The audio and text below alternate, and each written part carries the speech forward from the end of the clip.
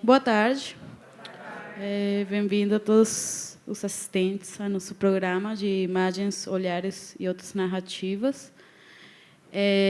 Vou chamar as convidadas, por favor, vem aqui na frente. A gente tem hoje uma programação bem legal. A gente tem vários clipes e suas realizadoras por aqui. Vamos passar ação de curtos, deixa eu ver. Coloridas, que é um videoclipe da Naira Lais, da Tati e a Joyce. Menarca. Temos também o videoclipe da Carol Conká, Lala, que é a Camila que fez, que está por aqui. O Retorno da Terra Tupinambá, com a nossa querida Fernanda Ligabui. E Nossa História Invisível, da Camila Isídio. É isso, né? Vou passar a palavra para vocês se apresentarem, cada uma. E falar brevemente por que vocês escolheram esse filme, falar um pouquinho sobre a trajetória de vocês, e aí a gente projeta os filmes, aí a gente debate sobre eles depois da projeção inteira, tá? Eu sou a Joyce, eu faço parte do Gleba do Pêssego, junto com a Tatiane, assumo a direção de fotografia também e sou assistente. A gente escolheu passar o Menarca e o Coloridas porque o Menarca é um filme que a gente fez em 2016, a gente lançou em 2016. O Coloridas a gente fez esse ano. A gente resolveu passar eles, que um é o curta e o outro é o Coloridas. É um filme que completa uma ao outra e a gente gosta muito dessas duas obras. Assim, acho que trazer o nosso trabalho aqui seria mostrar eles, que mostra quem nós somos também. E aí eu vou falar para a Tati. Eu sou a Tati, eu faço parte do coletivo Gleba do Pêssego, atuo como chefe de elétrica e diretora de fotografia nos nossos filmes. E acho que a Joy falou um pouco do nosso trabalho e vou passar a fala aqui para não se estender muito. Boa tarde, eu sou a Camila, sou do coletivo Pujança. Lá eu faço direção de fotografia também e montagem e edição. E a gente escolheu passar o episódio 9 da Bia Matos, da Nossa História Invisível, que é uma série que a gente fez em 2016 também. E porque esse ano também a gente vai fazer a segunda temporada, agora vai começar já. Acho que é isso. Oi, gente, meu nome é Camila Cornelsen, sou diretora de fotografia e fotógrafa de estilo. Quando as meninas me convidaram para participar, há uns um mês e meio atrás, eu escolhi o clipe da Carol Conká, que é um clipe que eu co-dirigi com a Vera Egito no ano passado, e fiz a direção de foto também.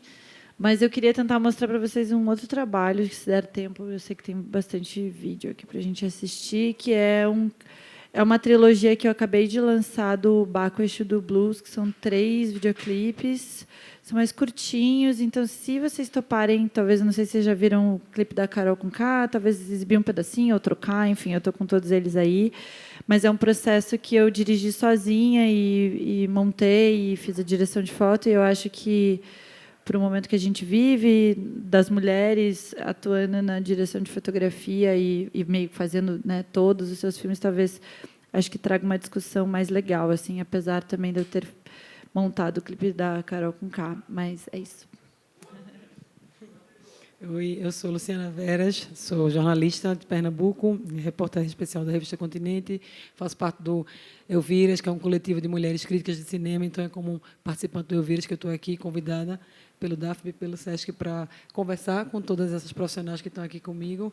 Desculpa, a voz está um pouco rouca, tive ontem na manifestação, que acho que todo mundo aqui estava, se quem não foi, perdeu, ele não, acho que quem não foi, perdeu a chance de fazer uma história. Eu espero que vocês tenham documentado também com essa maestria que já utilizaram, enfim, nos outros trabalhos de vocês, porque se a gente está falando de algo que é tão importante nos tempos de hoje, é produção de imagem, produção de narrativa, e é muito bom ter, mais do que nunca agora, um olhar feminino para todos os aspectos dessa produção, seja a parte técnica, desse apuro de composição da imagem, que a gente sabe como isso é importante em todas as esferas da vida, ainda mais nesse momento que a gente vive no Brasil. E, enfim, estou muito feliz de poder estar discutindo aqui com elas e com quem está aqui na sala e com quem está vendo a gente, essa possibilidade das mulheres tomarem a frente também numa seara, assim, em cargos, principalmente com esse cargo de direção de fotografia, que são, assim, historicamente e tradicionalmente vinculados, né, a uma, como é que eu, quase que eu diria, uma construção arquetípica dos profissionais da cadeia de cinema, que são homens, né? Mas, enfim, as coisas estão mudando, os ventos estão mudando, a gente pode dizer ele não em várias áreas, né, na nossa vida. Então, é isso. Vamos ver os filmes, vamos ver os vídeos, os trabalhos e depois conversar um pouco mais. Fernanda? Oi, gente, eu sou Fernanda Ligabui, eu sou da DAFP e eu sou documentarista e fotógrafa e videomaker. Eu meio que faço tudo também no processo de vídeo. Eu trabalho numa uma área de vídeo que é uma área um pouco mais ativista, mais vídeos de guerrilha para ONGs, assim, videoativismo. Então, eu vou passar um filme para vocês. Foi escolhido um filme para passar aqui, que é O Retorno da Terra Tupinambá, que está anunciado. Eu trouxe ele, só que ele é um pouco mais longo, ele tem 25 minutos. Então, eu também trouxe uma outra possibilidade, se vocês toparem, que é um filme um pouco mais recente, que é o da Pimenta Baniwa, que eu fiz recentemente, que eu também fiz tudo, de fotografia, edição, captação de som, de tudo, montagem. E aí, se vocês toparem, então, eu posso também mostrar o mais recente, assim, que vocês acharem. Também vocês me falam, se vocês preferirem o outro. Aí... estou querendo discutir com as minas. Vamos lá. Ele não.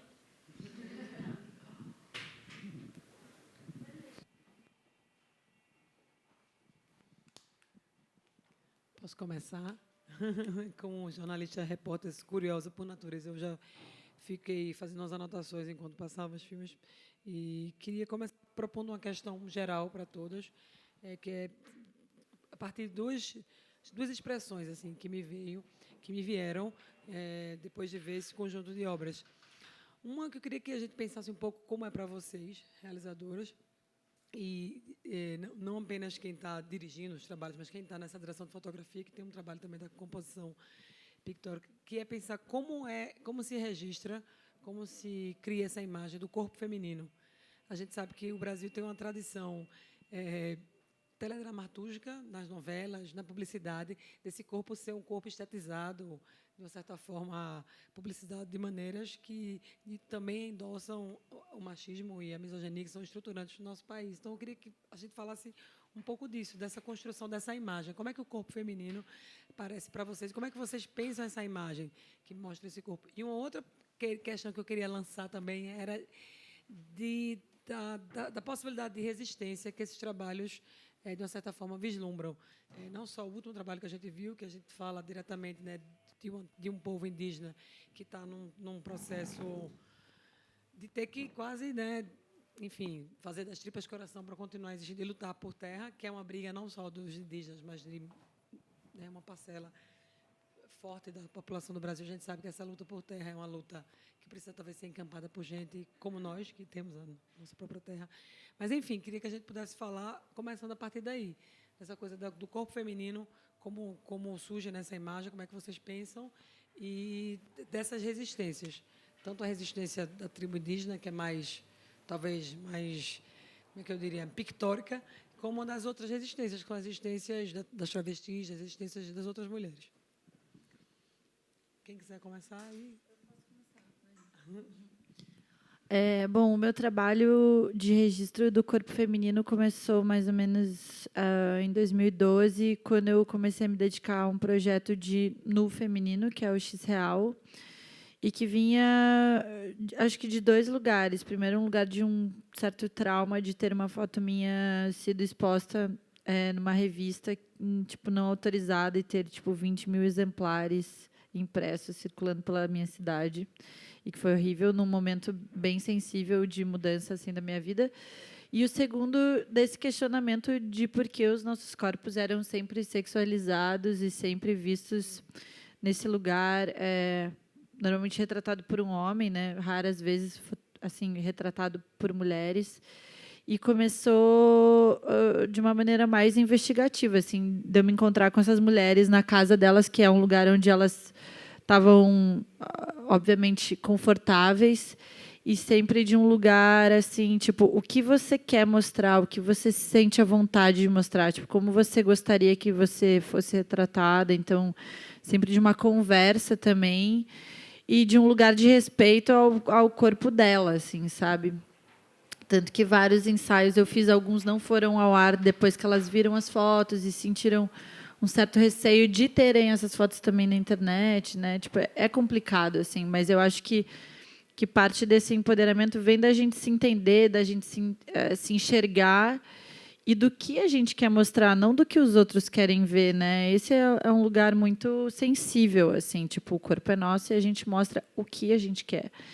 E aí, quando eu comecei a trazer isso para o audiovisual, né, para o vídeo, também acho que sempre veio primeiro desse lugar de respeito. Acho que o clipe do Baco, assim, para mim, quando ele me mandou as 3 músicas, dava para perceber essa história, assim, desse casal que é um casal hétero, né, na letra dele, mas é um casal que está ali transando o tempo todo, assim.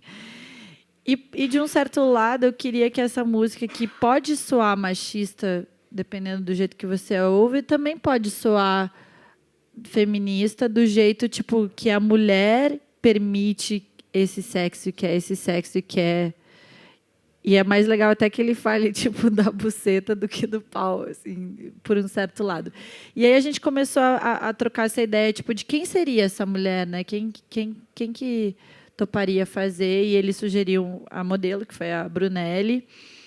E a minha principal conversa foi com ela, não com ele, assim, tipo, Brunelli, como que a gente faz esse clipe, assim? Como que a gente faz ele soar sensual e soar de um jeito que o corpo é seu e que é você que está mostrando essa trilogia, que é esse dia inteiro, né? Que é o dia, a tarde e a noite, assim. Então, apesar de assim, eu estava operando a câmera, eu convidei a Milena, que também é diretora de fotografia, para fazer junto comigo. Ela estava na segunda câmera. E a nossa ordem com relação à Brunelli era: quem manda é ela. Ela aponta onde a câmera pode ser apontada, assim, sabe? Então, eu acho que o nosso lugar de criar conteúdos, nós, mulheres, é sempre desse lugar de respeito, assim, de que quem manda, na verdade, é quem é o alvo, o objeto dessa câmera, né? Eu acho que a gente tem que ter muito cuidado sempre em retratar de uma forma que nós desejamos ser retratadas, assim. Eu acho que é o que eu venho tentando fazer no meu trabalho e, enfim, é isso. Vou passar. Somando essa parte de retratar o corpo da mulher, quando a gente faz o recorte racial também, né, é muito importante pensar tanto na imagem quanto na narrativa de quem está contando essa narrativa. Então, na série que a gente fez também, nosso propósito era contar a história de 10 mulheres negras e que estão à margem da sociedade. Por exemplo, a travesti, a lésbica, a mulher em situação de rua e vários perfis, né? Então, nosso principal objetivo com essa série era dar voz para essas mulheres, tanto na imagem quanto na narrativa, e construir outra narrativa, né? Agora a gente vai fazer a segunda temporada, que a gente vai falar com 5 mulheres negras artistas, e a gente vai ver esse outro lado. Aqui, a primeira temporada foi muito da dor, muito do desabafo, e a gente quer criar outras narrativas que também sejam felizes e também sejam boas, sabe? Acho que é isso. Tá funcionando. Falar um pouco do Menarca, que acho que tem uma cena que ela poderia ser polêmica, a gente fez de uma maneira que ela não fosse polêmica, que é a cena que a Luísa ela se assusta com um rapaz no carro e tal, que muitas vezes quando você pega um diretor homem ou um diretor de fotografia homem, eles querem reproduzir aquela cena, aquele abuso que a pessoa sofreu, e aí foi uma escolha nossa, assim, não querer reproduzir isso. Acho que o filme fala um pouco disso também. Não sei, eu estou um pouco nervosa, não quero muito falar.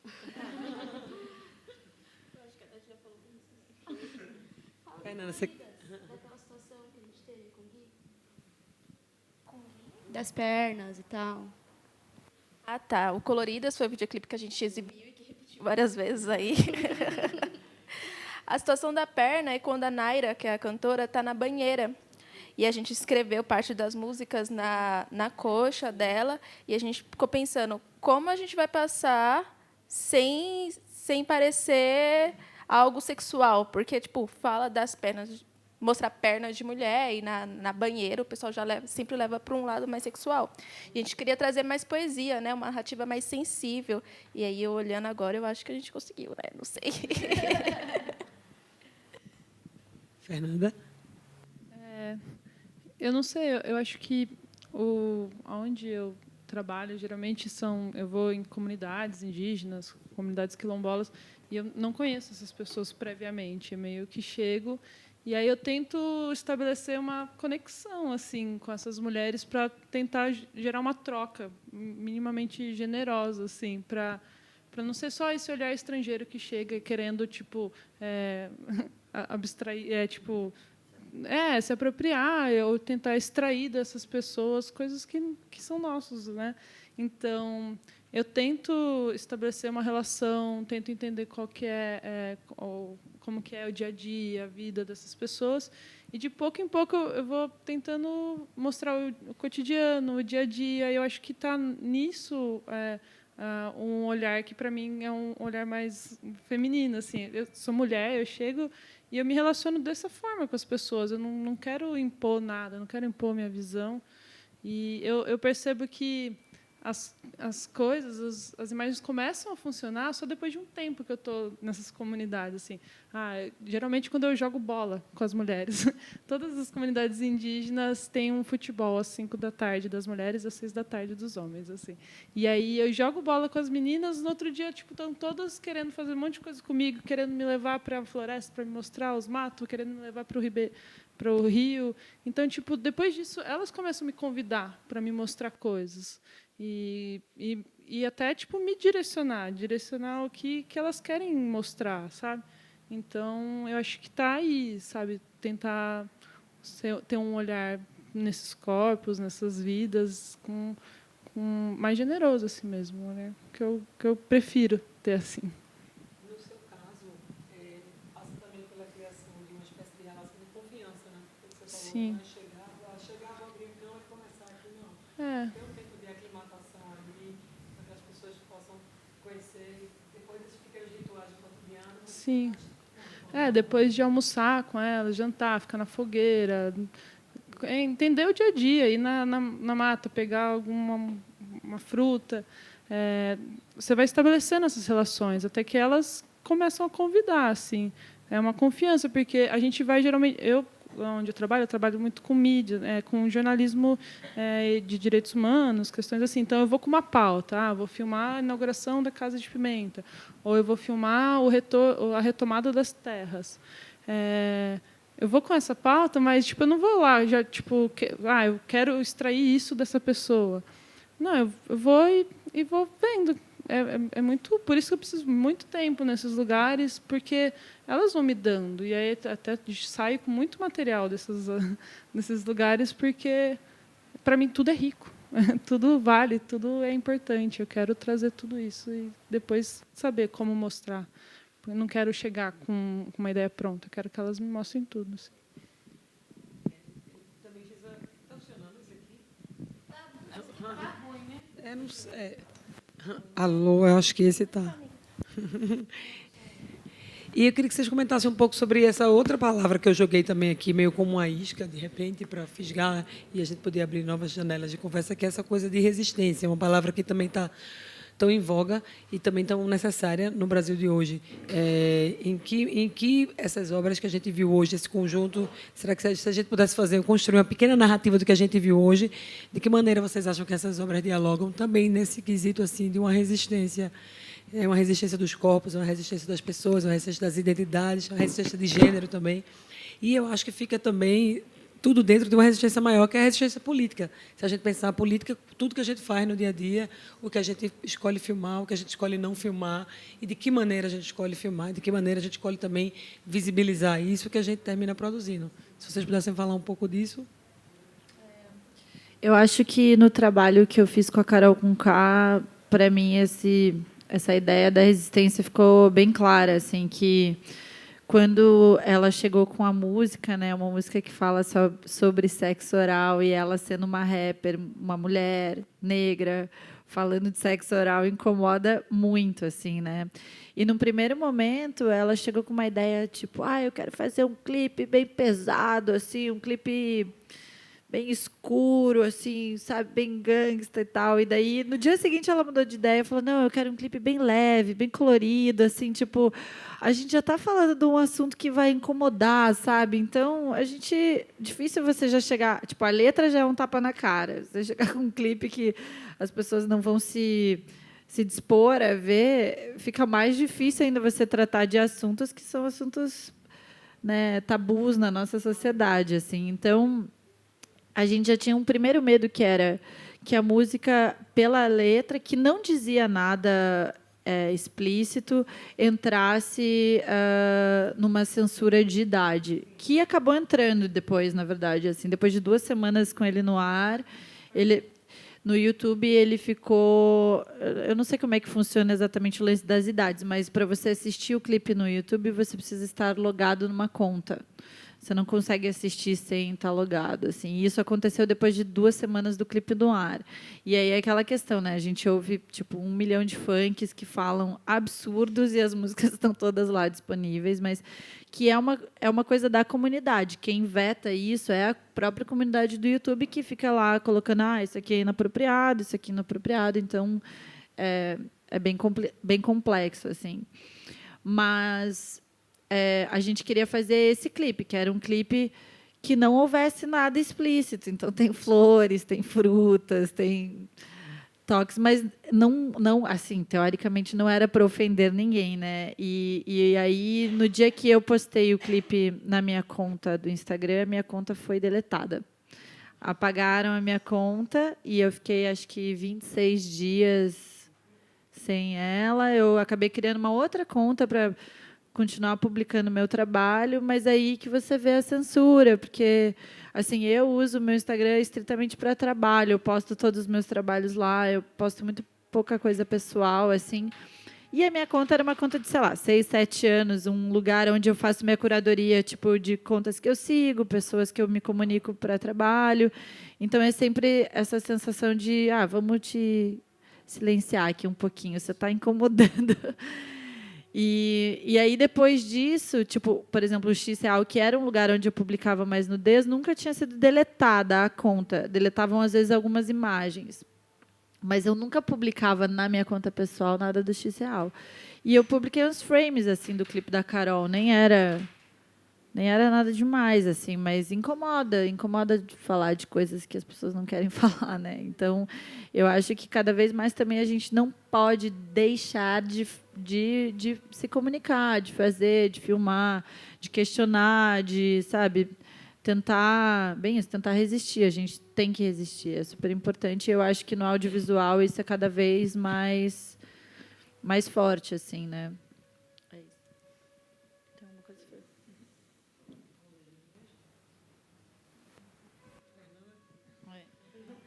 Eu posso falar, então.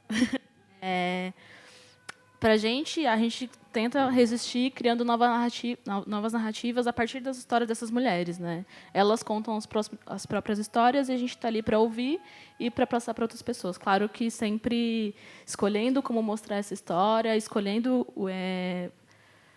talvez onde exibir também. Mas eu acho que é isso.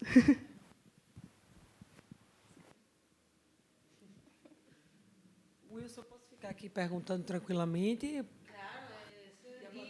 A gente pode abrir Claro. perguntas, né? Eu acho que essa troca é sempre mais rica quando a gente pode ouvir também das outras pessoas. Não sei se tem gente online aí que também quer perguntar coisas.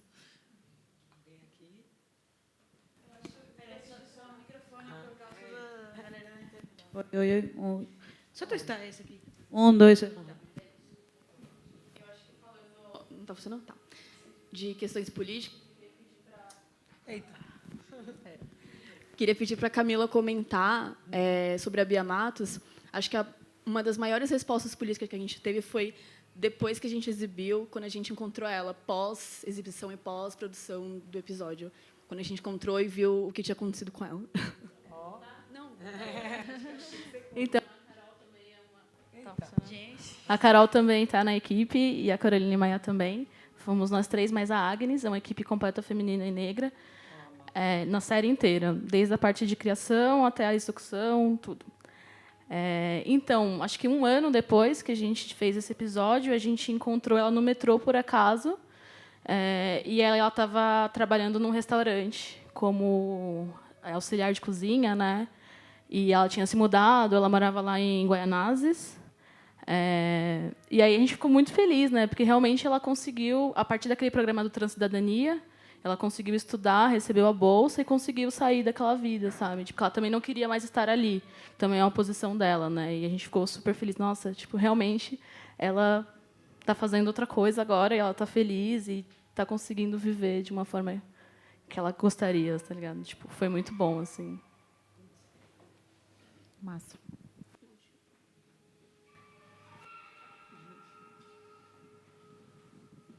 Boa tarde, sou Rafael. Algumas imagens me chamaram me chamou a atenção para algo. Na verdade, eu nem consegui construir ainda essa linha de pensamento. Não sei se vocês podem me ajudar a juntar essas questões. Um pouco da hipersexualidade trabalhada, né? Até que ponto, né, a objetificação da buceta, né, tira o sujeito que está por trás dela, né? Se a gente anula esse sujeito, né, e fica na coisa da buceta. O gozo do gozo, do gozo, do gozo, que a gente vive essa coisa do gozo do capitalismo, né, do consumo o tempo todo, né, e o mundo líquido de Bauman, né, tem muitas mulheres que estão ali num líquido mais translúcido e tem outras que estão no líquido mais leitoso, né, se está realmente uma coisa mais translúcida para a gente viver nesse processo, né, nessa linha de relação muito efêmera, né, muitas vezes, em que a construção do vínculo, né, vem se quebrando cada vez mais. E a gente vive nessa coisa do gozo como se não houvesse amanhã, né? Que tem até uma letra aí que fala, né? Como se fosse a última noite, né? Como a gente poderia juntar um pouco disso, né? Se a mulher está tentando fugir um pouco, né, de ser objeto de desejo dela mesma para ela mesma se satisfazer e objeto de desejo do outro para se satisfazer nessa relação sexual, né, de fantasia e fantasia que se encontra. Ou se ela permanece também se objetificando, quando ela coloca a buceta no lugar da bunda ou no lugar do peito. Como é que fica para vocês essa questão? Eu acho que a questão do sexo para a mulher é sempre um lugar difícil. Eu acho que tem as duas questões mesmo. Assim, eu acho que, ao mesmo tempo que a gente não quer ser objetificada pelo outro, a gente também quer se libertar sexualmente, né? Eu acho que, de uma maneira geral, assim, os homens sempre puderam falar abertamente sobre sexo em qualquer situação, e eu acho que as mulheres não, assim, a gente fala pouco, a gente fala entre nós, se falamos entre nós, né? Então, eu acho que existe sim essa linha tênue. Eu acho que, enquanto não houver uma igualdade, né, uma coisa que é igual de homem para mulher, a gente vai ter que extrapolar alguns limites mesmo. Eu acho que a gente tem que falar dos nossos desejos. Assim, o X Real, por exemplo, que é esse projeto de nudez que eu tenho, eu fiz ele durante 6 anos. E eu falei muito sobre a pele, sobre a cicatriz, sobre as marcas, sobre a gente se sentir bonita dentro do nosso corpo.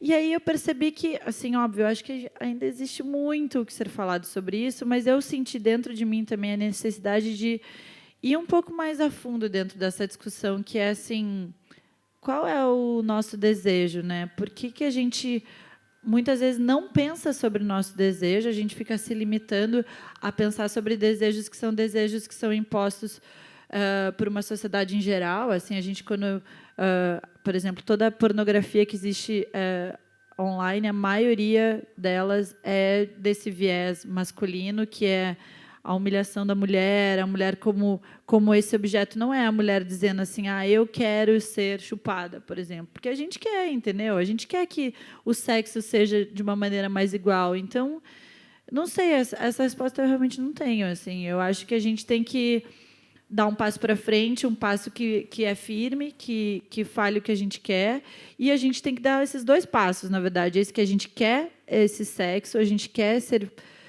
que o nosso sexo seja respeitado e que o nosso corpo seja respeitado também. Assim, a gente não quer ser objetificada, a gente quer que a gente realize da nossa forma, não da forma do outro, assim. Então, é uma linha tênue mesmo, é complexo, e eu acho que a gente vai discutir isso durante muito tempo, assim, sabe? Tanto que no clipe do Baco, ele fala sua buceta em minha língua, e a minha legenda que eu quis colocar é minha buceta em tua língua, tipo, é eu que quero que você faça, entendeu? Não o que você deseja. Então, é complexo. Eu acho que tem ainda um longo caminho para a gente chegar numa situação confortável. Acho que é isso. Alguém tem uma opinião sobre isso?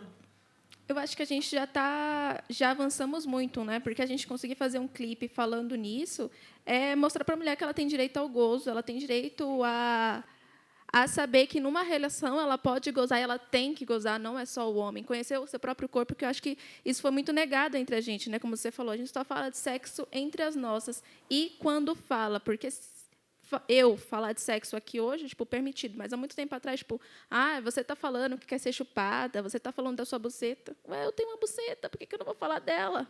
Porque o homem pode falar da minha buceta e eu não posso, né? Então, acho que essa liberdade do nosso próprio corpo, que foi negada, mas que agora a gente está tomando, né? Nosso. Eu entendo a palavra buceta nessa música e como vocês mostraram como uma questão política, né? A gente não ouve em nenhum lugar, assim como a Joy falou, como a Camila falou.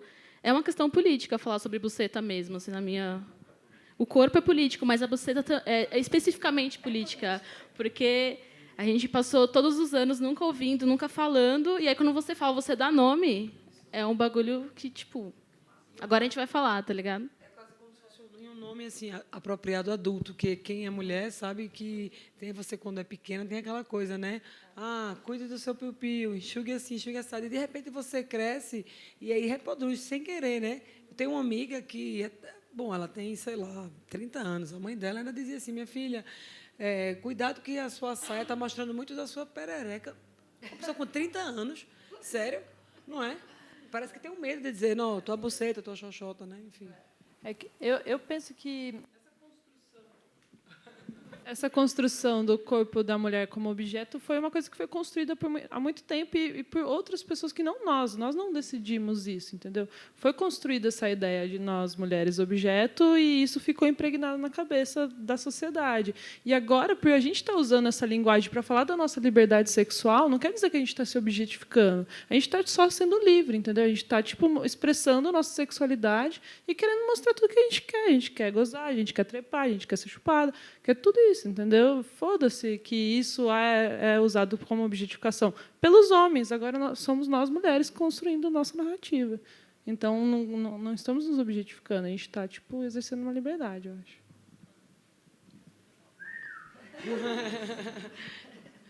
Mas alguém que eu acho que, na verdade, é em todos os campos, né? Essa liberdade de poder se colocar no audiovisual, na produção de imagem, de poder se colocar indo para a rua para dizer, nossos corpos são nossos, quem manda neles tem que ser a gente, né? Não ninguém que está aí. Nem temos que ser tutelados pelo Estado, né? Porque a gente ainda vive num Estado em que o corpo da mulher...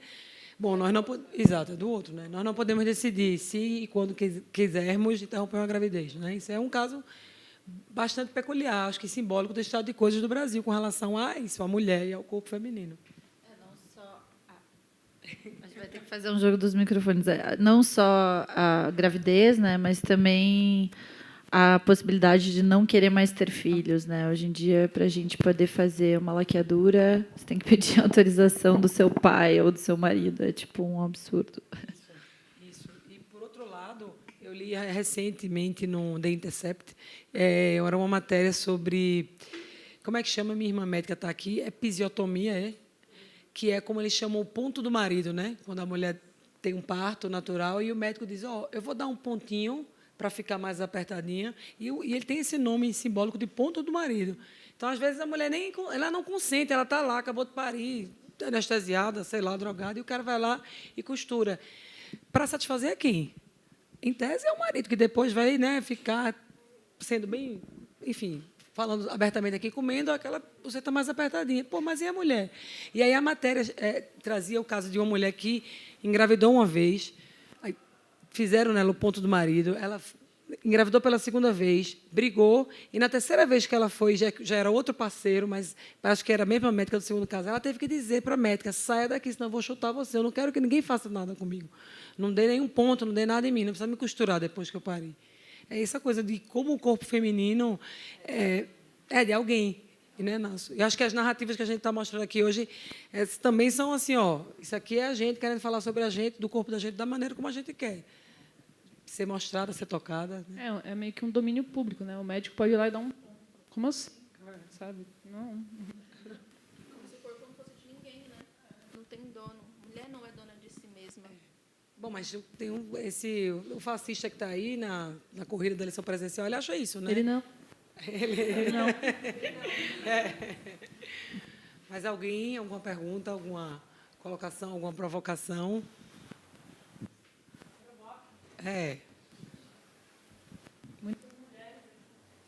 Isso. Um de cada vez, gente. Eu vou, então, fazer uma provocação também para as meninas. E se tiver mais gente aqui que, enfim, seja do campo audiovisual, quiser colocar também.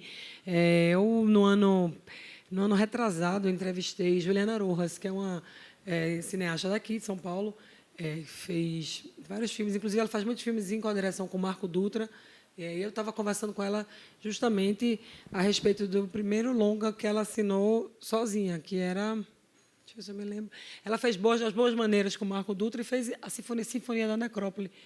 E aí eu perguntei a ela, essa coisa de primeiro longa, ela já tinha feito vários curtas e tal, e eu disse, como é você ser uma diretora mulher num set fazendo um longa? Ela disse, é diferente. Porque é como se a mulher... existe uma expectativa da mulher ser aquela pessoa que, de certa forma, ela vai ser mais dócil, ela vai ser mais conciliadora. Então, quando ela tinha que... É quase como se ela precisasse legitimar as decisões dela de uma maneira mais enfática. Toda vez que alguém fala isso para mim, eu me lembro muito do que se dizia a respeito da ex-presidenta Dilma Rousseff, né? Que era intragável, durona. A mulher, quando é dura, ela é histérica, né? E o homem, quando ele é firme, ele é apenas firme, né? Então ela dizia, Juliana me deu esse depoimento, como se, de uma certa forma, os sets no Brasil ainda, de uma certa forma, reproduzissem essa coisa, sabe? O diretor pode ser... Ele pode falar grosso com o cara da fotografia, mas a mulher tem que quase se esguelar para falar isso. Eu não sei como é que se vocês tiveram experiências assim também. Eu acho que a gente também está caminhando para sets mais igualitários, né? Pelo menos assim de paridade, de, né, mulheres mais na cabeça das equipes. Aí, que se vocês pudessem falar um pouco sobre isso. Bom, eu tive uma primeira experiência de longa-metragem, que a gente filmou em 2014. Eu, como diretora de fotografia, e quem estava dirigindo era a Vera Egito. E, assim, até então, eu só tinha feito publicidade ou conteúdo, não tinha entrado assim, né, numa coisa de ficção. Mas, desde o começo, assim, com a Vera... E eu não estudei o audiovisual, não fiz faculdade de cinema. A minha experiência vem muito da prática do set. Assim, eu fiz vários pequenos cursos de direção de fotografia, mas desde o começo eu comecei assim a trabalhar com ela e para mim era muito gritante a diferença de trabalhar com ela e com diretores homens. Assim, a Vera também sempre tenta trazer o máximo de mulheres para o set.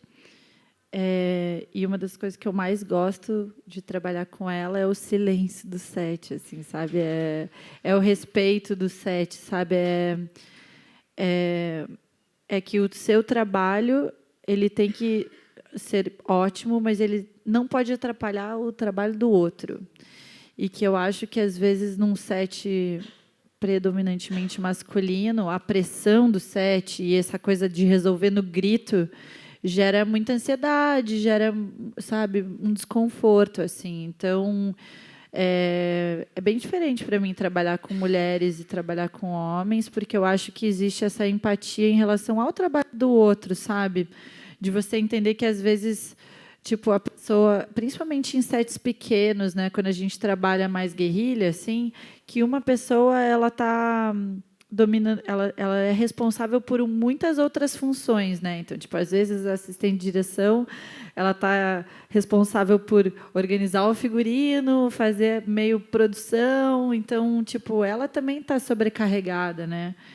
E eu acho que nesse tipo de situação a mulher consegue enxergar a dificuldade da outra pessoa em estar sobrecarregada e, enfim, tem uma diferença. Agora também consigo perceber que eu trabalho em publicidade, pelo menos, muito mais com homens diretores do que com mulheres, assim.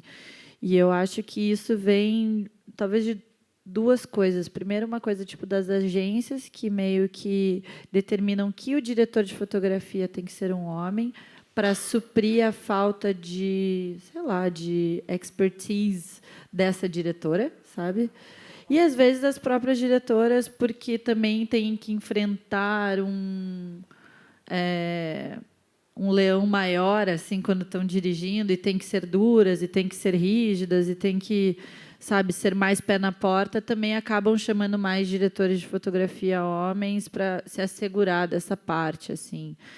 Então, acho que a gente tem, nós, mulheres diretoras de fotografia, a gente tem ainda um longo caminho a percorrer e que eu acho que da parte do audiovisual assim vai um pouco de tudo, assim. Por exemplo, eu não filmei mais ficção depois que eu fiz esse longa, porque entendo que eu fiz o Amores Urbanos, que é o primeiro longa dela. E eu acho que no cinema tem mais isso da, assim, os caras diretores chamam os brothers para fazer a direção de fotografia, né? Então, eu acho que para as mulheres diretoras de fotografia também a gente depende dessa relação, que é uma relação mais de amizade mesmo, com outras diretoras mulheres, para poder realizar a ficção. Assim, eu acho que é mais difícil, sabe, entrar para a ficção. A gente tem que fazer tudo, a gente tem que escrever, tem que dirigir, tem que fazer, porque se a gente depender dessa relação, eu acho que é mais difícil, assim, entrar para o audiovisual de ficção, né, mesmo. Na publicidade já tem essas que eu vejo até às vezes como cotas, assim, tipo, a gente tem aqui um produto feminino e precisamos de uma equipe toda, um olhar todo feminino. Vamos falar aqui de absorventes internos. Eu passei por uma situação assim, um job de publicidade que falava sobre as variadas belezas de mulheres e queriam que a equipe fosse só feminina. Mas era isso, né? Era uma equipe só feminina porque falava sobre mulheres. Os outros trabalhos dessa determinada marca, tipo, continuaram sendo os homens, enfim. Por que a gente não pode fazer um comercial de carro, né? Por que o carro é visto como um artigo masculino se na hora da decisão da compra do carro quem decide mais, assim, existe uma pesquisa, acho que 68% das mulheres decidem qual carro o marido vai comprar. Falem com a gente.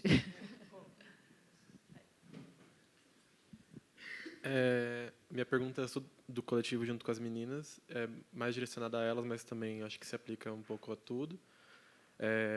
Queria que vocês falassem um pouco como é pela parte de vocês começarem na parte de elétrica e como esse ramo ainda ele é muito masculino e como as dificuldades das mulheres na elétrica, além da fotografia também, que acho que é um ramo dentro da fotografia que pode influenciar bastante.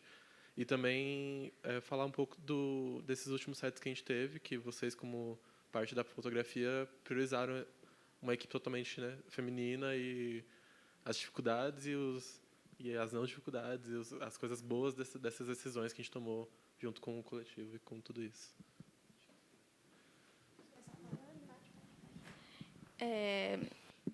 Eu me formei no CRIA, na equipe de iluminação, um ano depois que a Tati.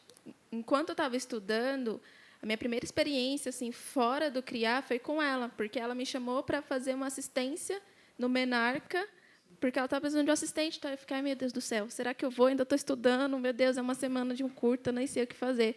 Mas a força que ela me deu nessa uma semana para fazer essa assistência foi muito grande, aquilo que você falou, de parceria entre mulheres. E aí eu entrei para o coletivo e a gente começou a trabalhar junto, e não só dentro do coletivo, como fora também, né? Como ela confia no meu trabalho e me chama para trabalhar com ela em outras coisas. Nesses sites que a gente teve, a nossa equipe de fotografia era toda feminina. Desde o Menarca. Desde o Menarca e negra. Gente, é muito outra coisa trabalhar com mulheres na fotografia. É, tipo, muito, muito, muito outra coisa. É uma calmaria, é um respeito que, às vezes, o outro não tem.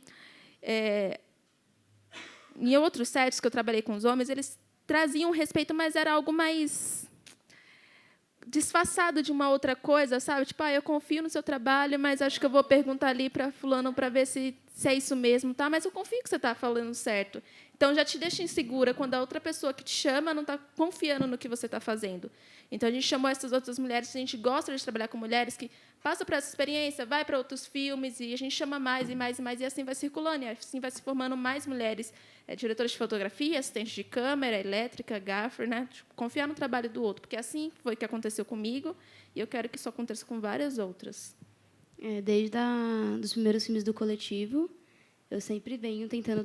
Geralmente, no coletivo, eu dirijo fotografia. Tipo, no mercado, eu não dirijo fotografia. E aí eu sempre tento formar uma equipe de mulheres, somente de mulheres. Os últimos 3 projetos nossos, tem um para sair, aí tem esse videoclipe, e também tem outro para sair, que é o filme do Gui. Foram uma equipe só de mulheres e, sei lá, geralmente eu encontro muita dificuldade de falar nos meus outros trabalhos com com produtoras, mulheres, homens, diretoras de fotografias, por eu ser mulher e por eu ser uma chefe de elétrica. Tipo, da galera não confiar, de fazerem perguntas que eu tenho certeza que não fariam para um chefe de elétrica homem.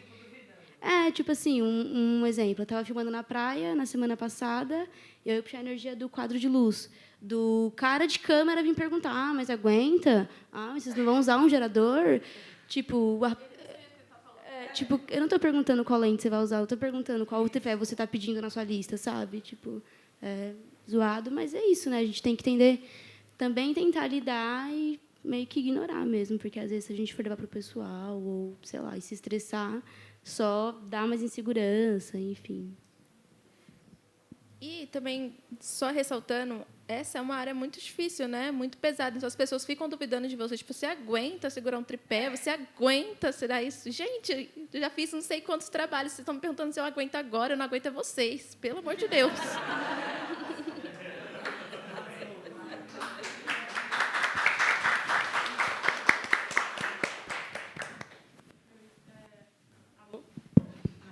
Alô, som? Pô, alô, som. Tá. Eu acho que você tem alguma interferência de rádio. Som. Tá. Não, o que eu ia falar é que, tipo, é um pouco diferente o esquema que eu trabalho, porque eu não participo de equipes, assim. Eu acho que assim que eu me formei na faculdade, o primeiro trabalho que eu foi na O2. E foi meio traumático, assim, lidar com equipes só de homens e, tipo, entender que era muito opressor, assim, para você conseguir tentar participar de uma equipe de câmera, você tinha que, tipo, ceder tudo, você não ter respeito nenhum por você mesmo, sabe? Era muito violento, assim, para mim, para minha sensibilidade na época. Então, eu saí correndo.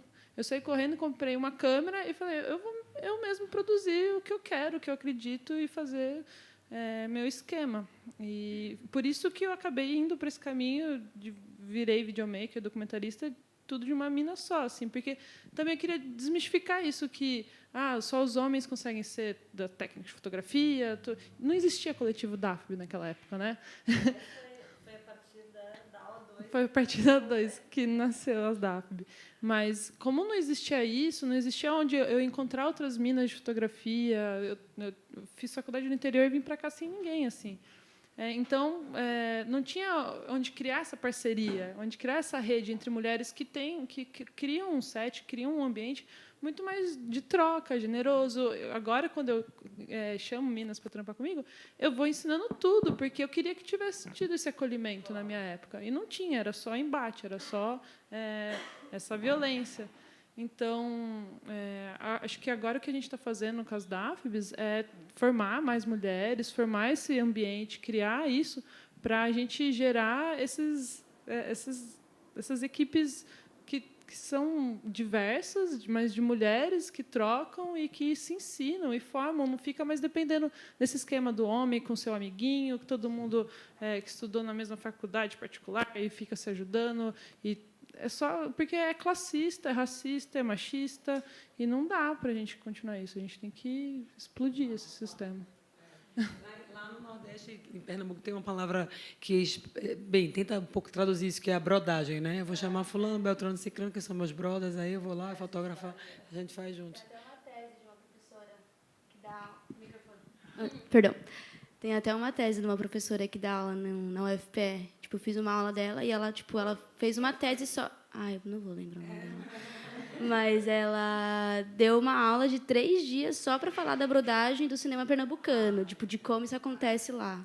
Tem que marcar 3 seminários do Davi, deixa eu falar isso. E como isso é um sistema de manutenção. Isso é um sistema de manutenção de poder deles, entendeu? Porque só é brother os amigos que estudaram na minha faculdade, a galera da mesma classe, a galera da mesmo trupe, mesma bolha. É classista, entendeu?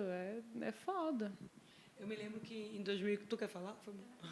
Não, e, além disso, a gente tem que ver o cinema como uma coisa cara de se fazer, né? Quem é que está por trás disso, né? Quando a gente faz recorte de classe também, aí fica pior ainda, né? Se não for a gente produzindo e fazendo tudo, acho que a gente quase nunca vai... Não faz, né? Porque todos os sets que eu participei ultimamente, de curtas e um longa também, o ano passado, eu estava lá porque foi pensado para eu estar lá. Não foi porque a Camila estuda isso e só porque a Camila é a Camila. Não, porque a Camila é mulher, porque a Camila é negra, porque a Camila é lésbica, só por causa disso, sabe? Se não fosse essas cotas, eles nunca teriam me chamado. Então, acho que é isso. Eu me lembro que em 2014 eu entrevistei para a revista Continente Carolina Jabot, aquela cineasta. Ela foi para o Festival de Paulínia para mostrar o filme dela, Boa Noite. E aí é fotografado por Bárbara Alvarez, aquela fotógrafa uruguaia, Bárbara, né? Que faz muita coisa aqui, né? E aí eu me lembro que eu perguntei a ela como foi, por que você trouxe Bárbara Alvarez para fotografar? Ela disse que no primeiro momento tinha pensado em Bárbara justamente porque o filme, não sei se vocês viram esse filme, não é Boa Noite, não, é Boa Sorte, agora que eu me lembrei, desculpa. Boa Sorte. É um filme com Débora Seco e com João Paulo, esqueci o sobrenome dele, mas é o mesmo ator que fez o filme de Felipe Guimarães Barbosa, aquele que sobre o... Eu estou péssima nos nomes. Gabriel e a Montanha. Vocês viram esse filme de Felipe Barbosa, Gabriel e a Montanha, que passou no ano passado? Mas, enfim, João Paulo, alguma coisa, o nome do ator. Esse filme se passa... É a história baseado num livro... História de um casal que se conhece num hospital psiquiátrico e o menino se apaixona por essa personagem de Débora Seco. E é uma casa meio detonada e tem uma piscina. Então, aí Carolina Jabot me disse, eu queria... Como Bárbara Alves tinha feito o Pântano, de Lucrécia Martel, ela queria dar uma coisa... Mas, assim, ela disse... Foi um... Mas ela não fez o Pântano também, não? Poxa, então, ó, tá vendo? Já estou toda errada aqui, mas tinha uma atmosfera de uma coisa que ela queria trazer. E aí ela disse, é quase como se a gente diz também lá em Pernambuco, eu miro em uma coisa que eu vejo e acerto também no que não vejo, porque ela disse, Bárbara não foi só uma super técnica que trouxe a expertise para a gente decidir, vamos trabalhar essa fotografia com esse tom aqui, vamos trazer uma coisa mais árida, menos quente. Ela foi quase como se fosse uma coautora do filme, sabe? E aí eu queria que você jogar para vocês também isso, essa possibilidade de parceria que existe quando a criação ela é mais horizontalizada, quando as mulheres trabalham tanto na parte elétrica como na parte técnica, como diretor de fotografia, e são incitadas mesmo a participar de uma maneira assim, ó, vem contribuir, porque o resultado no final vai ser de todo mundo, né? Eu acho que o cinema é talvez uma das atividades mais coletivas, né? No final das contas, a gente sabe bem que existe uma indústria em que os louros são meio que colhidos, né? Se a gente for pensar assim, o Oscar, o Oscar, quem vai receber o Oscar lá é o diretor, né? Quer dizer, o produtor, né? O cara que manda no filme, que bota dinheiro no filme. Mas a gente sabe que para aquele filme ter sido ficado pronto tem um trabalho de muita gente. Então, assim, essa coisa de você poder ter essa possibilidade de se tornar uma parceria de criatividade, de quase uma coautoria. Isso, né? Se a gente pensar no cinema, no audiovisual, como a imagem tem essa força de expressão que, claro, aliada à fala do discurso, mas a imagem é que carrega isso tudo, que potencializa.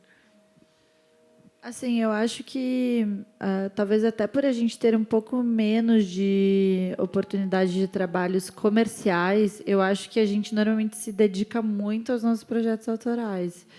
E eu consigo perceber isso, que agora, tipo, faz 6 anos, quase 7, que eu faço direção de fotografia. Eu consigo perceber agora que a maioria dos trabalhos que entram para mim, eles vêm com um pedido, tipo, a referência é o meu próprio trabalho, assim, chegar lá e ver o mood board e aí estão as minhas fotos lá. Isso é muito legal, porque dá essa força de, óbvio, de continuar fazendo aquilo que a gente acredita, mas, ao mesmo tempo, de entender o quanto o nosso tempo é precioso, o quanto o nosso tempo livre é importante para a gente produzir algo que a gente realmente acredita. Assim, tipo, todos os trabalhos mais legais que eu recebi nos últimos tempos, eles vieram de coisas que eu fiz quando eu não estava ganhando dinheiro. E aí também, assim, para mim, no set, em geral, assim, eu não tenho feito tanta ficção, né? Faço um pouco de clipe e tal, mas o quanto para mim também é importante que as outras áreas do set, figurino, maquiagem, até mesmo a produção, o quanto elas são importantes num conjunto final, assim, tipo, para mim, eu considero que os meus trabalhos não são meus, os meus trabalhos são nossos, da equipe que fez, assim, para mim é super importante que o figurino opine narrativamente, que ele possa dizer, eu acho que ele é bom para contar isso, para falar qualquer outra coisa, enfim, a maquiagem ou a não maquiagem, né, a escolha de não usar maquiagem, e que a produção também esteja sempre alinhada, assim, tipo, eu acho que a troca ela é sempre muito rica, assim, para mim não vale um trabalho que só eu concebi, porque eu acho que ele acaba até ficando assim, você fica se repetindo, né? Assim, quando só você faz o trabalho, assim, eu acho super rica essa troca, para mim é mega importante, assim. Bom, eu e a Tati, né, trabalhar essa troca junto do coletivo, que desde o roteiro a gente trabalha junto, né? Todas as opiniões são válidas, do roteiro, a concepção, tudo passa pela mão de todo mundo, né? Dessa troca, da direção também, a gente pensa junto, né? É uma ou outra pessoa que faz, mas é tudo pensado junto, né? Até onde se dá para pensar junto, né? Depois cada um tem que ir para a sua área, mas sempre mostrando essa referência e tal. Acho que isso combina com o que você falou, acho que isso conversa e tal. Então, trocando essa troca que a gente trabalha também na Gleba do Pêssego. Esse tá. Há uns 5 meses atrás, eu recebi um e-mail de um cara. Ele ia dirigir um curta de ficção. E aí ele mandou um e-mail falando que ele queria que eu montasse esse curta. E aí ele contou toda a proposta, queria que a gente se encontrasse. Eu achei super massa a história, incrível. E ele queria a montagem em 20 dias do curta. E aí eu perguntei para ele, não, massa, não sei o quê, e qual que é a verba, né? Aí ele, Carol, então, sabe o que é? A nossa equipe só tem homem. E somos todos homens brancos e tudo mais. E o título, eu não reparei, mas o título do e-mail, do lado do convite para a montagem, era Oportunidade. Aí ele falou assim, a gente queria muito dar uma oportunidade para uma mulher negra fazer parte da nossa equipe. E a gente não tem verba, mas, assim, é uma oportunidade, sabe? E aí eu tenho certeza de que todas passaram em algum momento ou vários momentos por isso. E eu entendo que nós mulheres a gente tem pelo menos as mulheres que estão ao meu redor, têm uma tendência de desvalorizar o próprio trabalho, sempre de falar não está bom o suficiente, vou fazer de graça porque não estou lá ainda. E eu queria que vocês comentassem como foi o início e como foram esses momentos para vocês. E como é que é esse processo de valorizar o próprio trabalho, porque é importante, porque a gente tem que pagar conta, porque não é só pela arte, mas a gente paga conta também no fim do mês. E eu queria que vocês comentassem um pouco sobre isso. Nossa, eu tenho uma extensa lista aqui para fazer. O que eu acho que, assim, óbvio, eu trabalhei bastante de graça no começo, principalmente porque quando eu comecei a fazer direção de fotografia, eu não conhecia muitas diretoras de fotografia, não conhecia muitas meninas no set. O DAFB, ele nasceu de um post da O2, que era um post falando assim, olhem os novos diretores de fotografia do mercado, eles são maravilhosos, tem aqui 16 homens brancos que se formaram na FAAP e tal. E foi muito louco, porque esse dia eu acordei com uma ligação da O2 falando assim, Camila, a gente gostaria de te incluir numa lista das diretoras de fotografia. Eu, nossa, que legal, porque nessa época eu era muito assim jovem em direção de fotografia, assim, eu estava há muito pouco tempo no mercado. E eu falei, beleza, tá aqui meu link, tá aqui meus trabalhos, biografia, massa. E aí eu entrei no Facebook e vi assim, tipo, minhas notificações assim, bombando, sabe? E foi nesse dia que o DFB nasceu, porque eu não conhecia a maioria das meninas que estavam ali, eu nem sabia que elas existiam.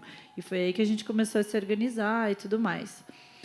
A parte disso, o que eu acho que acontece muito ainda no momento que a gente está vivendo é que, se o trabalho é isso, se o trabalho é guerrilha, se o trabalho é pequeno, chama uma mina para fazer.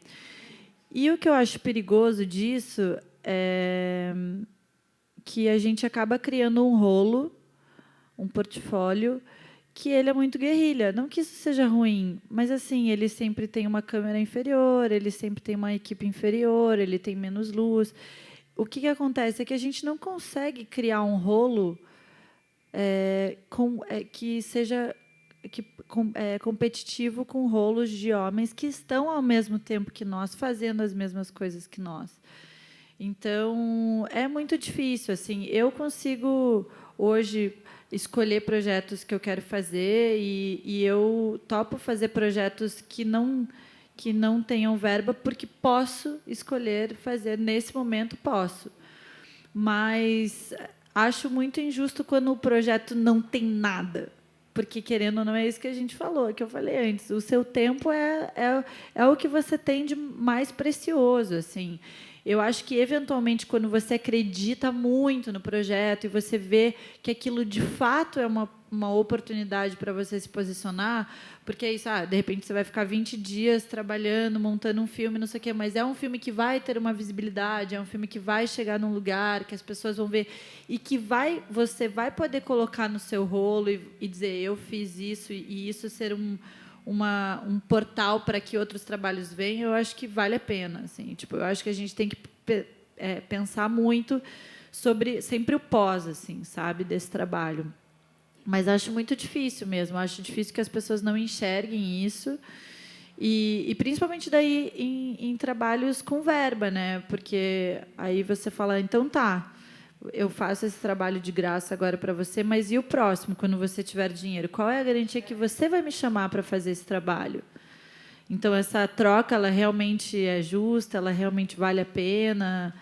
Eu acho que, às vezes, vale muito a gente dizer não, falar, não, eu não vou fazer porque você está me explorando, sabe? É tentar explanar, às vezes, para a pessoa que está querendo te colocar nessa situação, mesmo que gere um certo confronto. Mas é isso.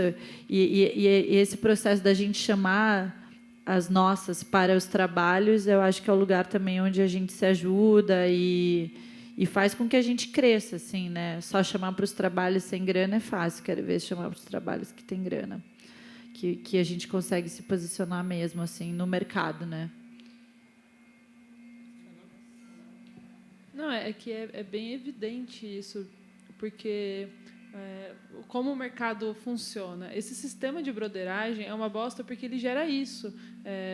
Acho que os dados da Ancine eu não lembro agora de qual, mas acho que só 8% dos filmes brasileiros são fotografados por mulheres, sendo que quase 100% deles são filmes de baixo orçamento. Então, o que nos resta dentro do mercado é filme de baixo orçamento, em que a gente não consegue contratar equipe, câmeras, coisas assim, para competir realmente com essa outra leva que tem tudo nas mãos. E é isso, os caras às vezes fotografaram o casamento da prima e aí depois disso já pode começar a fotografar a publicidade. Não, beleza. Sendo que a gente tem que ficar provando 1000 vezes o quanto que a gente fotografa, tudo que a gente já fez, para conseguir começar a entrar dentro do esquema de alguma forma, mas sempre muito nas brechas, mas é meio evidente, assim, a maior parte das coisas que eu vejo mulheres fazendo filmes de resistência mesmo, assim, sabe? A gente fotografa filmes de resistência e filmes de baixo orçamento, coisas que a gente faz com coletivos, com equipe, que a gente consegue juntar de mulheres. Poucas mulheres conseguem ter acesso a esse cinema maior, esse acesso a orçamentos maiores. Então, vai colocando a gente nesse lugar. Então, é uma luta constante para a gente, assim, para a gente quebrar. E é isso mesmo, existe essa insegurança que foi instalada na nossa cabeça, né, de que nós nunca somos boas o suficientes, né, uma síndrome do impostor, assim, que a gente carrega sempre. Então, Por isso que é importante a gente criar essa rede de mulheres, porque aí a troca é equivalente, sabe? A gente vai começar a conversar, a trocar as ideias, falar, não, mano, você faz bem, olha só tudo isso que você está fazendo, olha como a gente faz coisas boas, e aí começa a gerar mais segurança. A gente não tem que ficar tentando entrar nesses outros esquemas em que os caras colocam a gente sempre inseguras. Não é saudável para a gente. Quer colocar alguma coisa? Acho que as meninas falaram tudo. Falaram bastante. Drama é esse.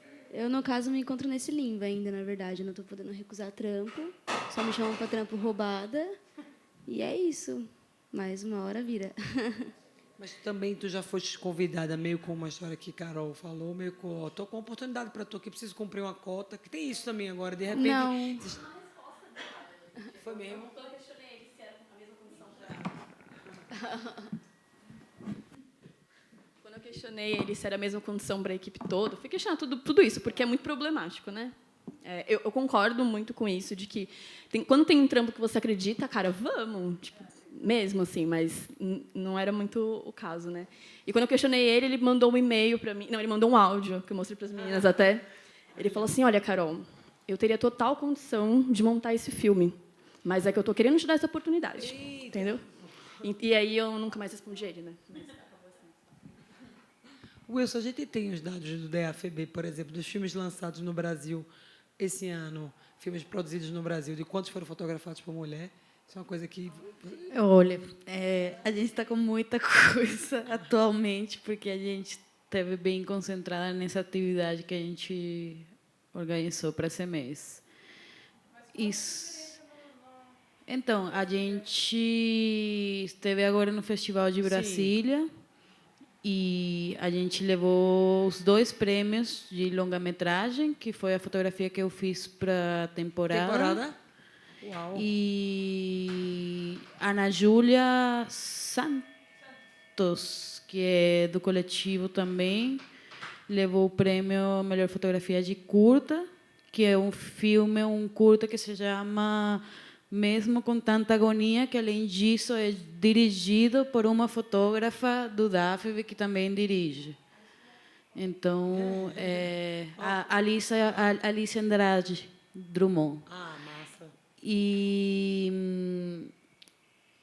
a gente fez um post sem saber exatamente quantas fotógrafas estavam no festival, mas depois, no fim, a gente descobriu que dos 21 filmes total do festival, 13 eram fotografados por mulheres. Uau! Então, talvez estamos ocupando e estamos levando os prêmios. Desculpem, metade, homens. Acho que tem um curta pernambucano lá, Reforma, de Fábio Leal, que estava na competição, que é fotografado por Maíra também, Maíra e Abrúdio. Acho que nem tem... Estou querendo lembrar assim, de quantas diretoras de fotografia tem lá em Pernambuco mesmo. Tem Jane Malaquias, uma aqui também, já veterana, fotografou muitos curtas já dela na Pontual. Maíra, que fez esse filme agora com o Fábio. De cabeça, acho que é isso. Mas, enfim, bom saber que esse trabalho... É claro que a gente sabe que o trabalho não é só metrificado pela quantidade de prêmios que recebe, mas você ter ido para o Festival de Brasília, que é um festival talvez que aponte, né, de uma maneira que tem um olhar mais crítico talvez para a produção brasileira recente, não só na mostra competitiva principal, mas nas outras mostras, né, que se desdobram. E você ter 2 prêmios para filmes que são fotografados por mulheres é um indício, né? Acho que é um alento. E, de fato, é o 2º ano consecutivo que isso acontece. Ano passado foram 2 mulheres também que levaram. Longa foi a Joana... acho que é Joana Pimenta, mas não tenho certeza, que foi a fotógrafa do filme do Aderley. Sim. Era Uma Vez Brasília, se chama? Exato. E o prêmio de curta foi para uma fotógrafa que ela é... agora eu esqueci da cidade onde ela é. A Renata Correia, com o curta Tentei, que é um curta todo de uma equipe feminina também. Bom, é isso aí. Como dizem os amigos do MTST, ocupar e resistir, né? Manter e ampliar os espaços também, né? Acho que dá visibilidade para esse cinema. Mas alguém... Tu queres falar alguma coisa? Não?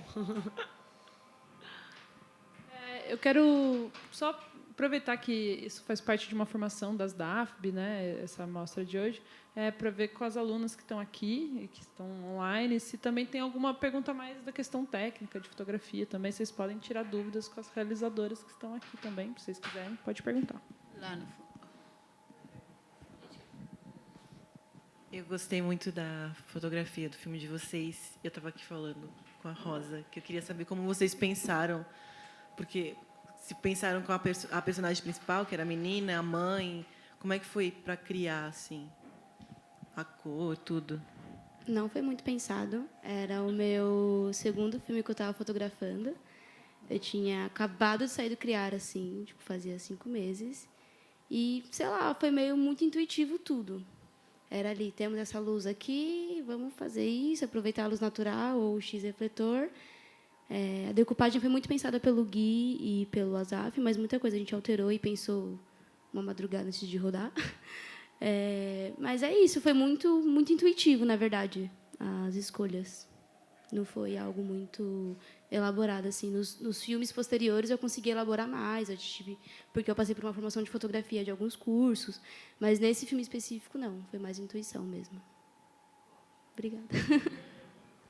Eu queria fazer uma pergunta para a Camila, né, aproveitando também a presença das alunas, né, sobre a fotografia e sobre essa concepção do quadro, que é completamente diferente, né, que tem no teu trabalho, né, de fragmentação, de usar o espaço do quadro de outra forma, né? Então, se você quiser explicar um pouco desse processo, esses formatos dentro de outros formatos, que são muitos formatos. Sim, eu percebi, esses dias eu fui dar uma palestra sobre stories e formatos verticais, e essas coisas que é um lugar que eu exploro bastante. E aí eu tinha passado uns dias na casa da minha mãe, em Curitiba, e fiquei vendo uns álbuns de fotografia antigos, assim. E aí me deparei com algo que eu entendi, assim, de onde vêm esses fragmentos. Assim, a minha mãe, quando eu era criança, ela fazia muitas colagens, assim, tipo, muitas colagens. E eram umas colagens psicodélicas, assim. Eu até tenho guardadas algumas aqui. E aí, bom, até esse desenho do DFB foi eu que montei. Acho que isso fala um pouco sobre as ideias que eu tenho de sobreposições de imagens, assim. E, inicialmente, quando eu comecei a filmar, a gente sempre... Acho que a gente ainda vivia um momento muito do 16:9, cinema, YouTube, tipo, formatos horizontais e tudo mais. E aí, de repente, a gente começou a ver as coisas também mais verticais. E eu percebi ali esse espaço para poder experimentar essas colagens, tanto de algo que eu já fazia muito, porque eu venho mais do estilo do que do filme, assim, sabe? Eu comecei a trabalhar com audiovisual em 2012, e antes disso eu só fazia fotografia e estilo, e eu aprendi fotografia com meu pai, que é fotógrafo. Eu ia muito para o set com ele, e quando eu comecei a ir para o set, em 2001... ele ainda, a era digital não era tão acessível, assim. Ele fotografava muito com chapa, com médio formato. Então, para mim, sempre foi muito presente a película, assim, sabe? Tipo, sempre estava ali, e eu até hoje não consigo me desvencilhar dela. Até acabei de rodar um videoclipe inteiro em Super 8. Eu tinha 10 rolinhos de filme, a gente fez 25 minutos, né, de filmagem, e eu tenho um carinho muito grande pelo analógico, porque eu acho que ele traz uma filosofia de pensar em imagem, que eu acho que no set, no dia a dia, a gente tem muitas coisas. Vamos filmando aqui, vamos fazendo, vamos resolvendo. Os projetos, eles estão com muito pouco prazo, no geral, assim, né? E o que eu gosto do analógico é que você tem que pensar muito sobre a imagem, você tem que cuidar muito da imagem. Tipo, a imagem ela tem um custo que não é só o custo do filme, do revelar, do digitalizar. É um processo que, se você não cuidar daquela imagem, você simplesmente perde ela. E perde um grande tempo, né, que vem junto com o analógico. Então, assim, acho que a pergunta em torno de formato veio um pouco de experimentar colocar coisas que eu fazia fora do mundo digital no digital, que era isso, as fotografias que eu fazia, tipo, como que eu fazia uma fotografia, né, um 35mm cabendo num formato vertical, e foi aí que eu comecei. Eu não gostava só de ou dar um blow up nela ou deixar ela na horizontal com aquela borda enorme assim no vertical. Acho que foi nesse momento que os vídeos começaram a entrar nas plataformas digitais também de uma forma mais fácil. Assim, eu fazia muito esses GIFs 3D, eu tenho a câmera já faz uns 10 anos, e antes eu só podia publicar eles no Tumblr, que era o único lugar que aceitava GIF. No momento que o Instagram aceitou o vídeo, eu falei, tá aqui um lugar onde eu posso, então, colocar ele, sabe? E aí, acho que nessa intenção de colocar meio que tudo que eu fazia ali, foi onde esses formatos, meio na minha experiência, começaram a explodir mais, e eu comecei a pensar mais sobre eles, assim. Mas eu acho legal essa ideia de tentar explorar os formatos que existem há tanto tempo, né? O 16:9, ou 2.35, enfim, não importa o aspect ratio do filme, mas será que a gente precisa pensar só neles, assim, né? Será que a gente também não é um pouco guiado pelas mídias que estão vigentes, assim? Eu acho que é mais um pensamento sobre mídias, sobre plataformas, do que sobre os formatos em si. Mas, enfim, é isso.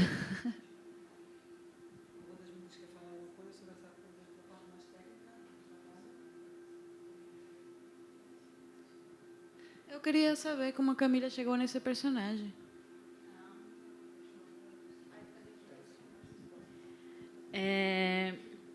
Foram 10 personagens na série como um todo, né? E a maioria delas foram indicações de pessoas que a gente conhecia, que conhecia alguém que estava naquela situação, ou que era daquele perfil que a gente precisava. E, especificamente esse, a gente foi para a rua conversar com essas mulheres. E aí a gente tinha uma abordagem, conversava com elas, aí a gente fazia uma pré-entrevista, conhecia a mulher e marcava com ela um dia na casa dela para filmar, assim. Então, o processo com a Bia foi isso. A gente conheceu ela ali na Luz, na Estação da Luz, e a gente estava chegando, ela explicava a proposta da série e explicava o que era, o que a gente queria fazer, e se ela topava fazer uma pré-entrevista com a gente. E foi isso, assim. Pergunta um pouco mais abstrata, filosófica para vocês todas, que é um pouco... Não sei se a gente tem muito tempo, mas é um pouco isso. A gente vive uma era também de superprodução de imagens, né? A gente produz muita imagem todo dia. Fotografa, às vezes a pessoa vai numa exposição, ninguém mais anota nada, fotografa, né? Vou fotografar aqui o nome dessa obra. Fotografa, e depois você... O que é que você faz com essas imagens todas, não é? O que é para vocês que trabalham com isso, a produção de imagens e o sentido dela no mundo em que a gente vive numa hipermemória, né? Que essas imagens, elas pertencem, elas estão aí no éter, elas estão nas nuvens, elas estão, às vezes, acho que todo mundo que está aqui deve ter imagem antiga no celular, quando vai olhar, chega a se assusta, nossa, essa foto está aqui ainda, não é? E a gente...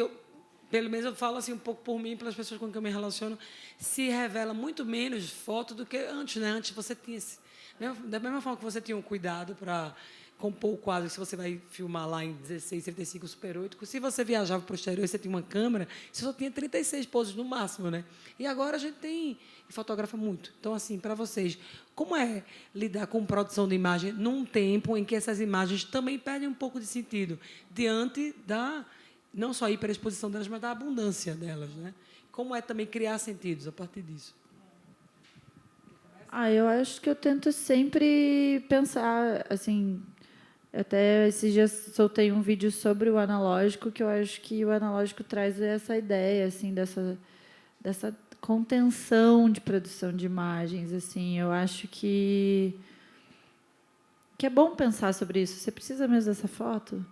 Será que não é mais legal, às vezes, a gente viver as experiências com os próprios olhos, assim? Eu lembro que eu fiz uma viagem com meu pai, fotógrafo, a gente foi fazer uma viagem para a China, para um cliente dele. Era um livro. E aí, na volta, a nossa escala era no Japão, e o Japão era tipo meu lugar dos sonhos, assim, de visitar. E a gente ia ficar só 3 dias lá. Era só, eu falei, bom, já que a escala lá, deixa eu sair só um pouquinho do avião só para eu poder ver. E aí o meu pai, fotógrafo, saiu com a câmera assim, doidado, tirou 800 fotos que estão num HD que eu nem sei onde está agora. E eu lembro que nessa viagem específica eu não consegui tirar nenhuma foto, assim. Eu não, era um lugar que eu tinha tanto um desejo de visitar e de conhecer e que olhar ela com os olhos, assim, e viver ela foi tão rico. Aí depois consegui fazer uma viagem e me dispus a fazer um projeto fotográfico a partir dessa nova experiência, assim. Mas eu acho meio maluco a gente ficar fotografando e filmando tudo. Por outro lado, também, assim, apesar de ter um pai fotógrafo, eu tenho bastante fotos da minha infância, mas não tenho quase nenhum registro de vídeo, assim. Eu não sei como é que era a minha voz quando era criança. Não faço a menor ideia. E a minha irmã tem 2 filhos agora e ela criou um Instagram para eles, para registrar, assim, né, o crescimento dos dois. E, por outro lado, também acho legal que mesmo que em algum momento a gente perca essas imagens, elas estão guardadas em algum lugar. Assim, eu acho que esse resgate da memória também é importante. Assim, por exemplo, eu só consegui entender que o meu trabalho hoje em dia tem essas colagens porque visitei esse álbum da minha mãe, sabe? Acho legal a gente entender de onde a gente veio e, principalmente, pensar para onde a gente pode ir. Mas acho que vale essa reflexão, assim, tipo, vou guardar essa foto ou vou deletar essa foto? Eu constantemente pego meu álbum assim do celular e faço aquela limpa, assim, tipo, isso aqui é desnecessário, isso aqui eu vou guardar porque pode ser bom em algum momento.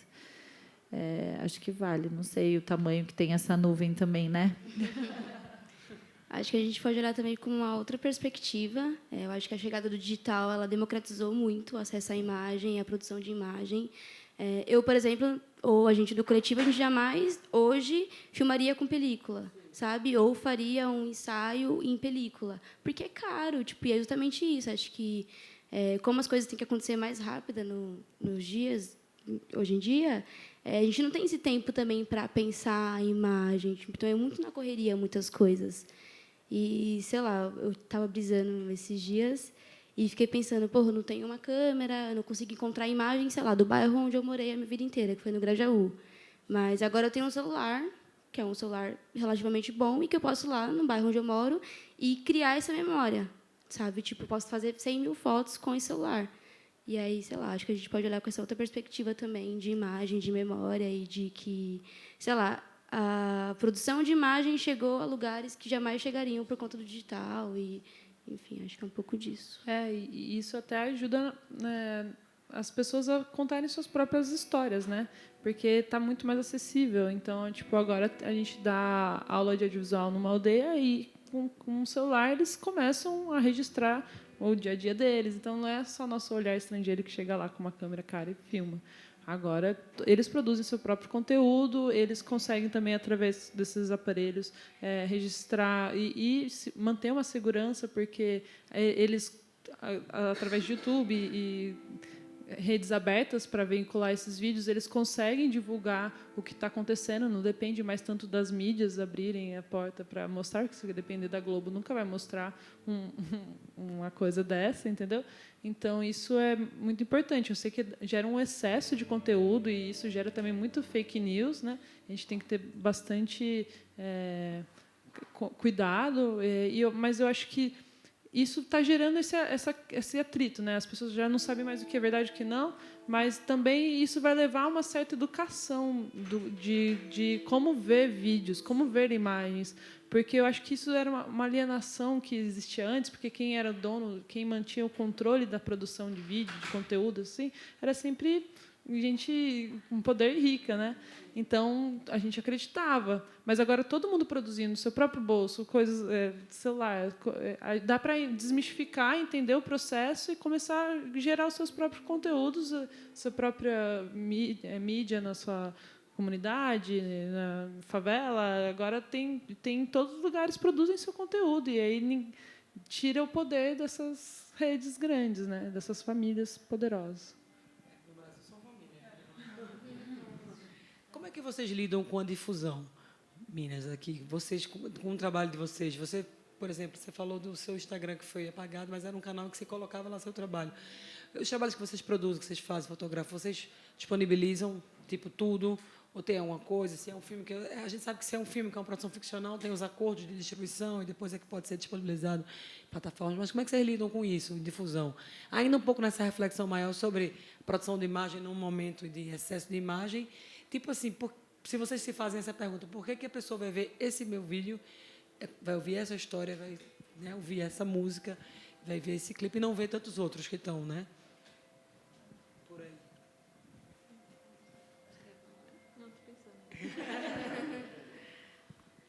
Eu acho que a difusão eu acho que a palavra certa é essa democratização, assim. Eu acho que a gente se encontra num momento onde você procura os seus iguais, assim. Você procura as pessoas com as quais você se identifica politicamente, visualmente, pessoas que estão falando a sua língua, né? E eu acho que plataformas mesmo como o Instagram, o YouTube, até mesmo o Facebook, num momento que agora está meio esquisito, mas, enfim, eu acho que essa democratização, essa possibilidade de você não depender de alguém para publicar aquilo que você está construindo e está fazendo. O meu maior canal hoje de comunicação é o Instagram, onde é o lugar onde eu mais verbalizo as imagens que eu produzo, e é o lugar onde as pessoas mais se comunicam comigo. É muito legal a força da DM, né? Tipo, de você postar algo e a pessoa poder te perguntar que câmera você usou, qual foi a técnica, a gente poder fazer lives onde a gente fala sobre os processos e, enfim, eu acho que essa democratização não só da imagem, do conteúdo, mas do conhecimento, né, de você poder aprender muito, assim. E são os reis e rainhas acessíveis, assim. Acho ótimo. A nossa série também está toda no YouTube e tal. A gente tenta postar no Instagram.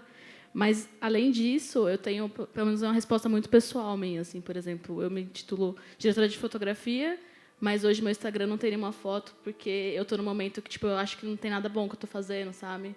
E aí tem aquela trava, tipo, nada que eu estou fazendo é bom, então eu não vou mostrar nada por enquanto. Aí eu estou nisso, sei lá, faz uns 6 meses. E é muito foda, assim, pensar em como produzir os próximos projetos, mas eu estou pensando nisso, assim, tipo, nada tá bom para mostrar para os outros, sabe? Isso é foda também, que toda essa acessibilidade dá pra gente, mas também, enquanto não tem alguém falando, tipo, seu trabalho é bom, validando o meu trabalho, eu não estou nessa parte, tipo, meu trabalho é bom, então eu vou mostrar ele, sabe? Então, é bem pessoal isso. Aproveitando o ensejo, você diz aí qual é o canal do YouTube que tem a série toda? É a nossa História Invisível, o nosso Instagram é @pujança, pujanca, porque não tem esse cedilha, né? Mas sigam lá. E o teu Instagram? O meu é o meu nome mesmo, @Camila Cornelsen. Cornelsen se escreve exatamente como se fala, não tem um S a mais, não tem um... bem, parece complexo, mas é bem... É dinamarquês. Mas é louco, porque na palestra de hoje meu nome estava errado, e não que isso faça diferença, mas é que ele é mais simples do que parece.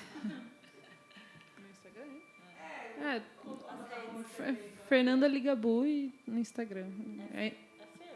Fer Ligabui, talvez? Pode ser.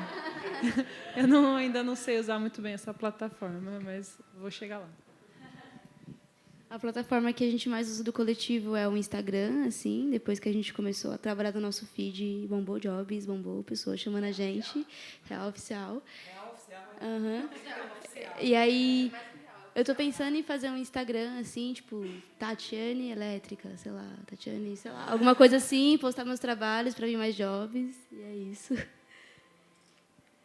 A gente compartilha na Gleba do Pêssego mesmo, mas também quando eu faço outros trabalhos fora, eu compartilho no meu Instagram, mas ele é meio fechado, eu compartilho mais com meus amigos para ver como é a rotina de uma pessoa que trabalha no cinema, né? Que às vezes o pessoal imagina que é um negócio, mas é outra coisa. Não tem esse glamour, não. A gente pode continuar aqui?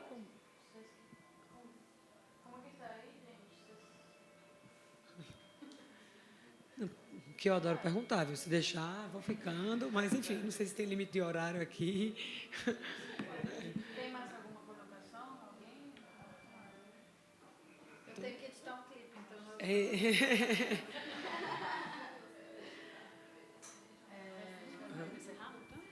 Não, estou querendo saber se a gente tem tempo também, se eu posso perguntar, mas enfim, como está todo mundo aqui. Está já entrando numa vibe diferente, né? Com a música que está entrando, né? Já está... Pode ir mais uma. Estou quase propondo uma vivência, que as meninas fotografem a gente aqui. Porque essa música está meio assim, né? Não tem tanto tempo, não. Eu saí para ir no banheiro uma hora e estava uma performance mesmo, né? Então, é o barulho que tem aqui do lado, no inconsciente de vocês. A gente pediu para eles baixarem, mas eles aparentemente não sabem conviver num espaço.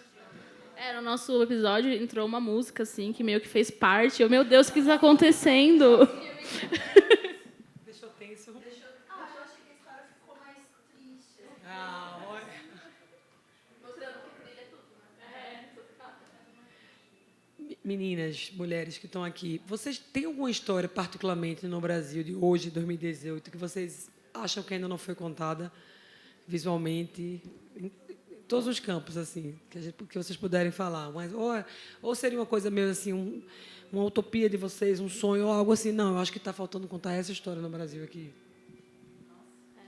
É difícil essa pergunta, mas eu só tenho uma coisa na minha cabeça, que é um filme que a Caroline Maia vai dirigir ano que vem, é um longa, e eu vou dirigir a fotografia junto com a Carol aqui, Rocha. E a gente vai... Ela vai investigar a relação do quarto de empregada com a senzala. E é um documentário, um longa. E aí, acho que é essa história que eu acho que nunca foi contada e que merece muito ser contada e investigada. E aí, ano que vem, a gente vai estar produzindo isso aí.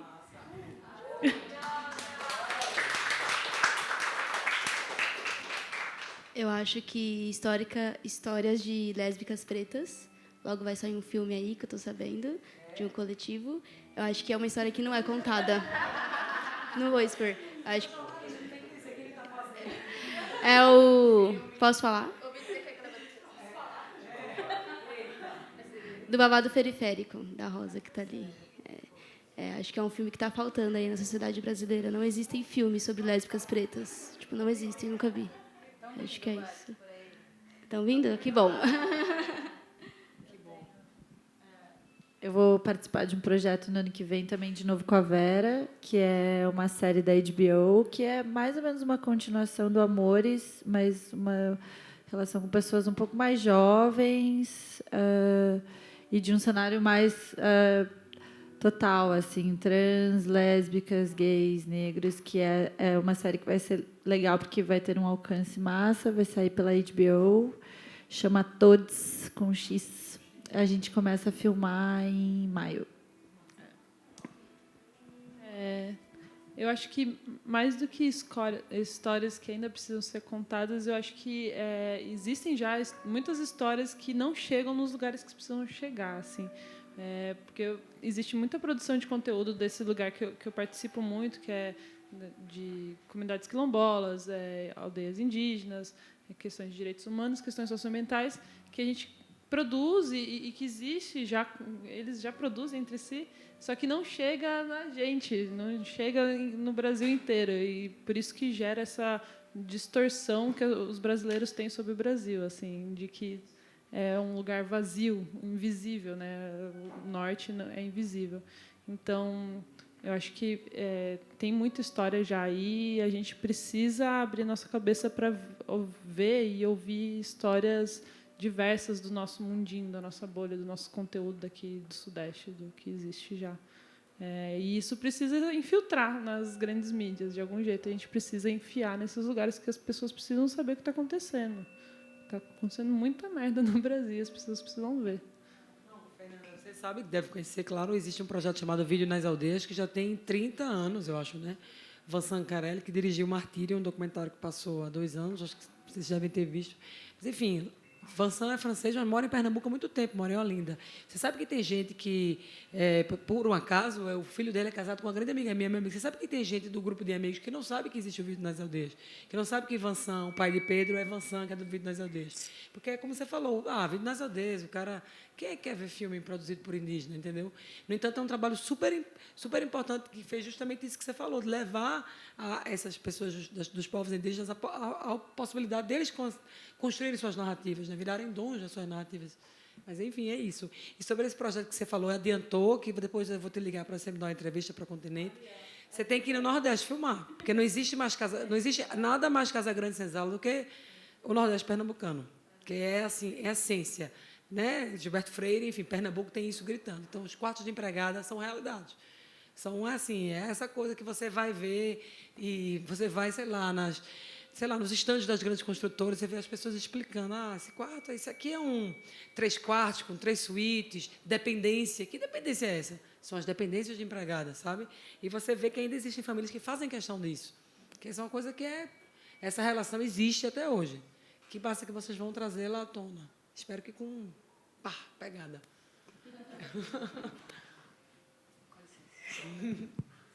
Bom, gente, a gente vai encerrar. Obrigada, Luciana, do Coletivo Vira, que eu esqueci de apresentar ela quando eu apresentei as meninas. Desculpa.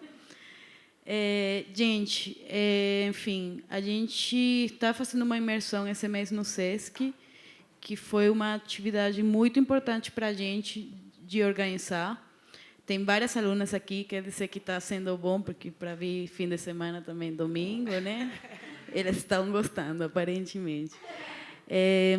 Enfim, é um convite também para as mulheres que estão aqui. Lamentavelmente, a gente não aceita homens no coletivo, tá? Mas para vocês também passarem a voz que o site não é só para diretoras de fotografias, a gente tem primeiras assistentes, segundas assistentes, estagiárias, eletricistas, coloristas. É muito simples entrar para fazer parte do coletivo, a gente não tem nenhuma regra, nenhuma exigência. A gente pretende continuar fazendo esses lugares de formação para a gente democratizar esses conhecimentos que durante muitos anos ficaram aí guardados entre a confraria dos brothers. E, enfim, é um convite para que vocês também falem para as amigas que tenham algum interesse com fotografia, para se aproximar da gente, contatar a gente. A gente sempre está ativa no Facebook também, respondendo as dúvidas. Eu fico muito feliz de ver que hoje a gente tem mais pessoas pretas aqui no público. Eu fico muito feliz por isso. E, enfim, muito obrigada por ter vindo. Desculpem, isso aqui a gente não tem controle sobre isso. Eu fui falar com o cara, mas, enfim, o povo das artes, né? Aí eles acham que a arte deles tem que passar por cima do mundo, né? Então não conseguem conviver com outras pessoas num espaço, mas tudo bem, é o que temos. Muito obrigada às meninas por seus filmes, por sua presença e, gente, pronto. Boa tarde.